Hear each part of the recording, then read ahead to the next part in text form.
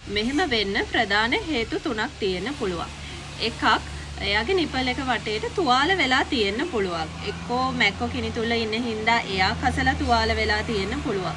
නැත්තම් කොහේ හරි වත්තේ හරි කොහේ හරි ඇවිදින්න යනකොට ගහකට කැපිලා තහඩුවකට කැපිලා එහෙම චූටි තුවාලයක් තියෙන්න පුළුවන්. නැත්තම් ක්‍රොසින් දාලා තියෙනවා නම් ඒ ක්‍රොසින් වෙනකොට මොනවා හරි වෙලා තුවාලයක් වෙන්න පුළුවන්. ඒ වගේ මොනවා හරි වෙලා තුවාලයක් තියෙනවද කියලා මුලින්ම බලන්න ඕනේ. ඊළඟ එක තමයි මැස්ටයිටිස් වෙන්න පුළුවන්. මැස්ටයිටිස් කියලා කියන්නේ මැමරි ග්ලෑන්ඩ්ස් වල ඉන්ෆෙක්ෂන් එකක් එන්න පුළුවන්.